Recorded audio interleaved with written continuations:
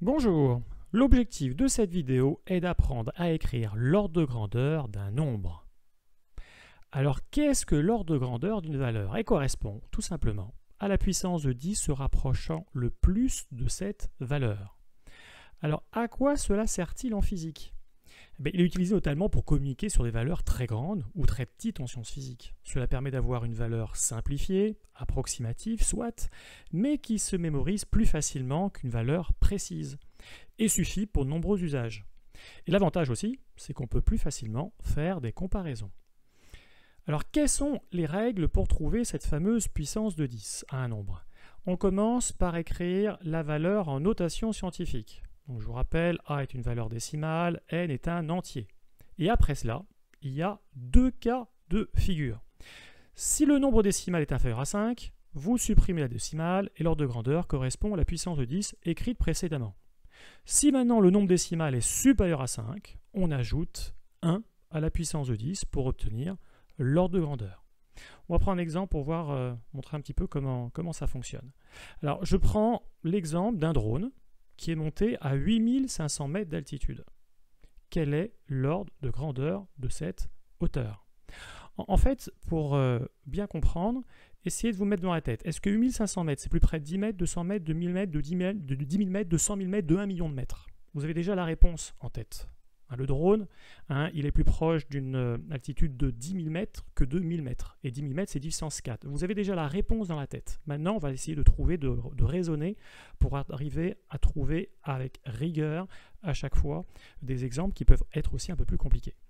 Donc 8500 mètres en notation scientifique est égal à 8,500 x 10 puissance 3 mètres. Donc 8,5 c'est supérieur à 5, donc l'ordre de grandeur de 8,5 x 10 puissance 3 est de 10 puissance 3 plus 1, c'est-à-dire 10 puissance 4 mètres. Un autre exemple, quel est l'ordre de grandeur du diamètre du système solaire? Alors son diamètre est de 4,503 x puissance 9, ça tombe bien. On a déjà son écriture en notation scientifique. J'ai juste à regarder le nombre décimal, 4,503, qui est inférieur à 5, donc qui est plus près de 1 que de 10.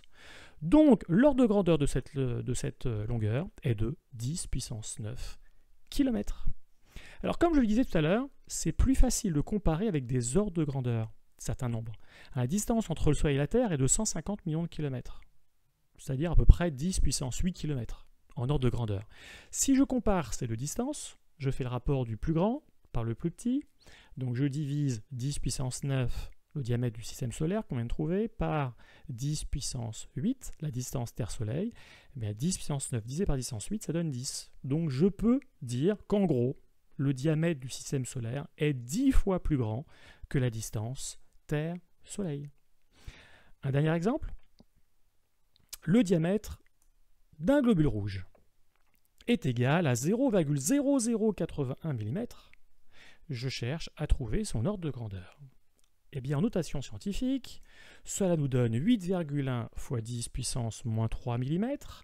8 est plus près de 10, donc ou je remplace 8,1 par 10, ou j'ajoute une unité à la puissance de 10, à l'exposant de la puissance de 10, ce qui me donne finalement un ordre de grandeur de 10 puissance moins 2 mm.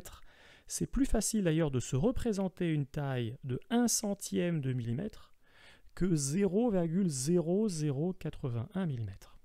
Voilà, il ne reste plus qu'à s'entraîner. Bon courage!